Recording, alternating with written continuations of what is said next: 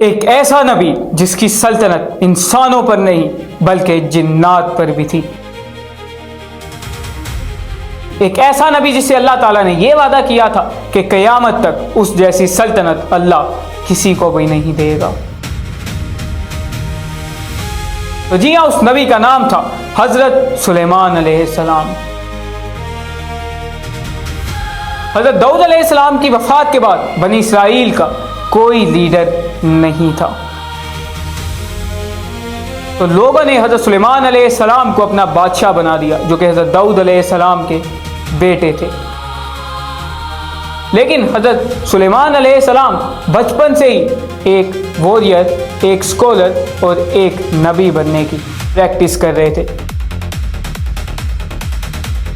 کیونکہ ان کے جو استاد تھے وہ ان کے والد حضرت داؤد علیہ السلام خود ہی تھے۔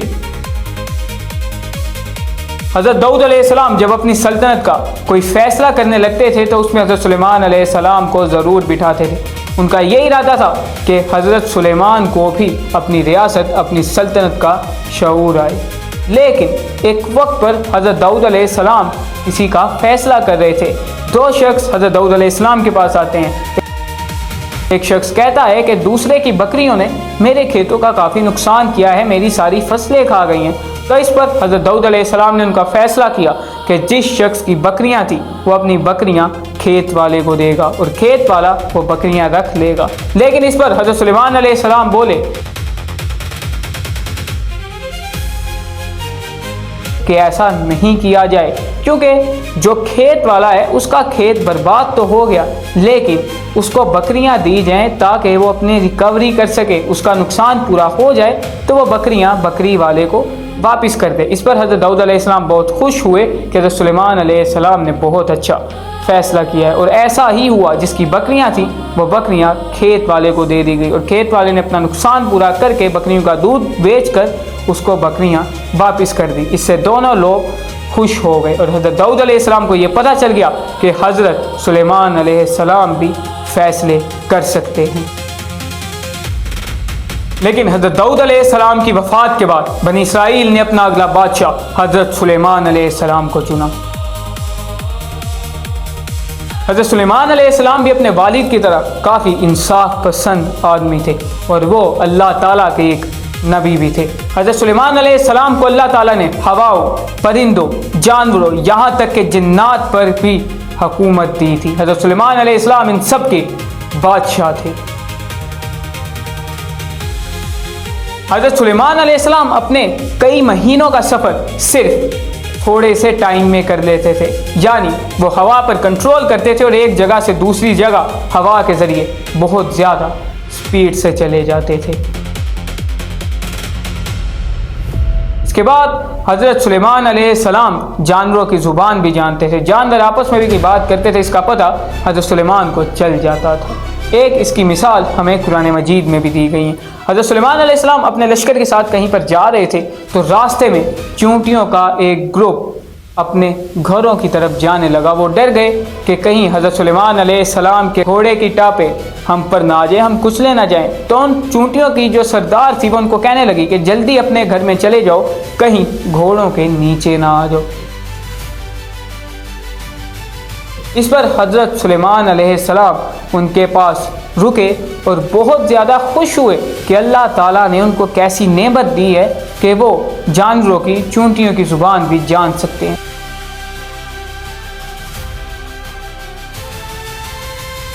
اور کیا آپ جانتے ہیں کہ سائنسدان کو کب پتہ چلا کہ چونٹیاں بول سکتی ہیں؟ سائنسدانوں کو اس سے کافی صدیوں بعد یہ پتہ چلا کہ چونٹیاں بھی بول سکتی ہیں۔ اور ہمارے قرآن مجید میں اللہ تعالیٰ نے ہمیں حضرت سلیمان علیہ السلام کے واقعے سے یہ بتا دیا تھا کہ چونٹیاں بول سکتی ہیں۔ حضرت سلیمان علیہ السلام اللہ کی ان دی ہوئی پاورز کے ساتھ اپنی امپائر کو پھیلانے لگے اور ایک بہت بڑی امپائر بنا لی۔ ایک وقت پر حضرت سلیمان علیہ السلام نے اللہ تعالیٰ سے یہ دعا مانگی تھی کہ اے اللہ، میرے جیسی سلطنت کسی کو مت دینا، اور اللہ تعالیٰ نے ایسا ہی کیا۔ آپ مجھے بتائیں کہ کوئی ایسا بادشاہ ہے جس کی حکومت جنات پر بھی ہو، جس کی حکومت جانوروں پر بھی ہو، اور یہاں تک اس کی حکومت ہواؤں پر بھی ہو؟ وہ صرف حضرت سلیمان علیہ السلام ہی تھے جن سے اللہ تعالیٰ نے وعدہ کیا تھا۔ حضرت سلیمان علیہ السلام اپنی ان پاور سے، جنات سے، ہوا سے، ان سب سے اپنے امپائر کو پھیلانے لگے۔ حضرت سلیمان علیہ السلام جنات سے ایسی ایسی بلڈنگ بناتے تھے جو انسانوں کے بس کی بات نہیں تھی۔ لیکن پھر حضرت سلیمان علیہ السلام نے ایک ایسی بلڈنگ بنائی، بلڈنگ تھی مسجد اقصی، دا سلیمان ٹیمپل۔ حضرت سلیمان علیہ السلام کا وہ ٹیمپل جس کو یہودی دوبارہ تعمیر کروانا چاہتے ہیں،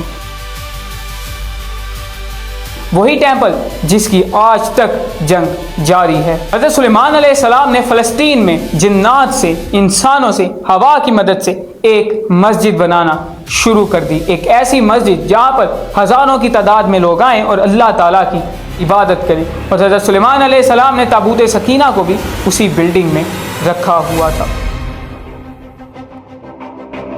حضرت سلیمان علیہ السلام نے مسجد اقصی کو بنایا اور ایک ایسا ٹیمپل بنا دیا جس کی بہت زیادہ امپورٹنس تھی حضرت سلیمان علیہ السلام کی ریاست میں، اور آج بھی حضرت سلیمان علیہ السلام کے ٹیمپل کی بہت زیادہ امپورٹنس ہے پوری دنیا میں، کیونکہ وہ مسجد اقصی ہے۔ لیکن ہمیں فکر کرنے کی کوئی ضرورت نہیں، مسجد اقصی کو امام مہدی علیہ السلام اور حضرت عیسیٰ علیہ السلام ایک بار پھر یہودیوں سے فتح کر لیں گے، سو ڈونٹ وری۔ لیکن ایک واقعہ ہمیں یہ بھی ملتا ہے، حضرت سلیمان علیہ السلام اپنی ساری فوج کے سامنے کھڑے تھے، جنات، جانور، انسان سب کھڑے تھے، لیکن حضرت سلیمان علیہ السلام نے دیکھا ان کا ایک پرندہ، ہدہد پرندہ وہاں سے غائب تھا۔ لیکن تھوڑے دنوں بعد وہ حضرت سلیمان علیہ السلام کے پاس آیا، آپ نے پوچھا کہ کہاں گئے تھے؟ اس نے کہا کہ میں ایک ایسی سلطنت میں گیا تھا جہاں کی حکمران ایک خاتون تھی اور وہ سلطنت پر بہت زیادہ ظلم کرتی تھی، وہاں پر بہت زیادہ برے کام ہوتے تھے اور وہ لوگ سورج کی پوجا کرتے تھے۔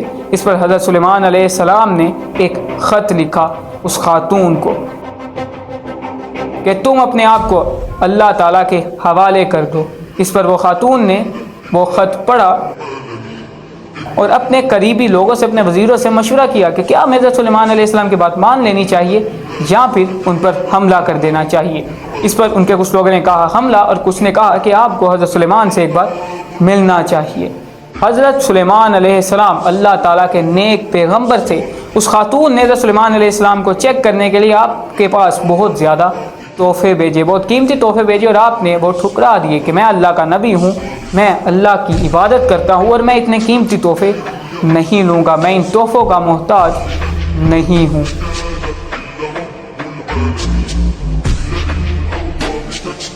اس پر اس خاتون کو پتہ چل گیا کہ حضرت سلیمان علیہ السلام ایک نیک شخص ہے۔ وہ حضرت سلیمان علیہ السلام سے ملنے کے لیے روانہ ہوئی۔ آپ کو پتہ چلا کہ وہ خاتون مجھ سے ملنے آ رہی ہے۔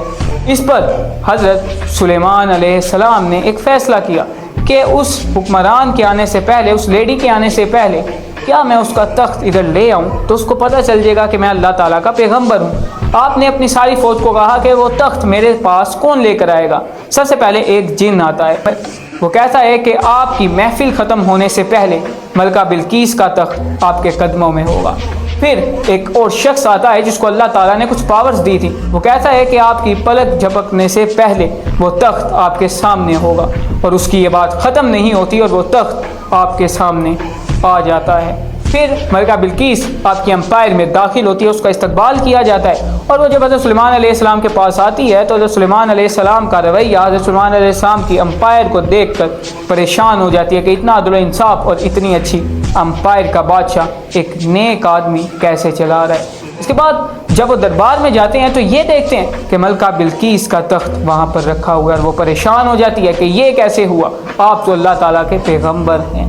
اس کے بعد وہ سجدے میں گر جاتی ہے اور کہتی ہے کہ میں اپنے آپ کو حضرت سلیمان علیہ السلام کے خدا کے حوالے کرتی ہوں، اور وہ مسلمان ہو جاتی ہے، اور حضرت سلیمان علیہ السلام بغیر جنگ کے، بغیر کسی خون ریزی کے اتنی بڑی امپائر کے بادشاہ بن جاتے ہیں۔ یعنی وہ جو ملکہ بلقیس تھی وہ بادشاہ تھی یمن کی، جی ہاں یمن کی، اور حضرت سلیمان علیہ السلام فلسطین میں تھے۔ آپ خود ہی اندازہ کریں کتنی بڑی امپائر کے مالک اللہ تعالیٰ کے نبی تھے۔ لیکن ایک وقت تھا کہ جنات ایک بلڈنگ بنا رہے تھے اور حضرت سلیمان علیہ السلام ادھر کھڑے تھے اور اپنی لاٹھی کے سہارے وہ بلڈنگ دیکھ رہے تھے۔ یہ بلڈنگ جنات بنا رہے ہیں، ٹھیک ہے، لیکن کچھ دیر بعد وہ اچانک اللہ تعالیٰ کے پاس چل جاتے ہیں، اچانک اللہ تعالیٰ ان کی روح قبض کر لیتے ہیں۔ لیکن وہ اپنی لاٹھی کے سہارے تھے تو وہ وہیں پر کھڑے رہتے ہیں، جنات اپنا کام کر رہے تھے، ان کو نہیں پتہ چلتا کہ حضرت سلیمان علیہ السلام وفات پا گئی ہیں۔ کچھ دیر بعد کچھ کیڑے آ کر آپ کے ڈنڈے کو، آپ کی چھڑی کو کھانے لگتے ہیں اور وہ چھڑی ٹوٹتی ہے اور حضرت سلیمان علیہ السلام زمین پر گر جاتے ہیں۔ اس کے بعد جنات کو پتہ چلتا ہے کہ حضرت سلیمان علیہ السلام وفات پا گئی ہیں۔ تو یہ تھی حضرت سلیمان علیہ السلام کی کہانی۔ اس کے واقعات اس میں بتایا گیا کہ چونٹی بات کرتی ہے، اور سائنسدانوں نے اتنی صدیوں بعد یہ پتہ لگایا کہ چونٹی بات کر سکتی ہے۔ اس کے بعد جس طرح آج انسان ہوا میں اڑا ہے، اس سے کئی زیادہ گنا تیز حضرت سلیمان علیہ السلام ہواؤں میں اڑتے تھے، صرف ہوا پر کنٹرول کے ذریعے، ہوا کے پریشر کا اندازہ لگا کر۔ اور آج ہم بھی ویسے اڑیں، لیکن اس طرح نہیں جس طرح حضرت سلیمان علیہ السلام ہوا میں اڑتے تھے۔ دوسری طرف حضرت سلیمان علیہ السلام نے جنات پر بھی کنٹرول کیا ہوا تھا۔ لیکن ایک بات رہ گئی، جب حضرت سلیمان علیہ السلام کی وفات ہوتی ہے تو ان کے تخت کے نیچے سے کچھ کتابیں ملتی ہیں، وہی کتابیں جو آج تک جادو کا ذریعہ بنی ہوئی ہیں۔ حضرت سلیمان علیہ السلام کے تخت کے نیچے سے کچھ کتابیں ملتی ہیں۔ کچھ لوگ یہ کہتے ہیں کہ حضرت سلیمان علیہ السلام نعوذ باللہ جو بھی کرتے تھے جادو کے ذریعے کرتے تھے، لیکن ایسا نہیں تھا۔ حضرت سلیمان علیہ السلام اللہ تعالیٰ کی دی گئی پاورز اور قدرت سے کرتے تھے۔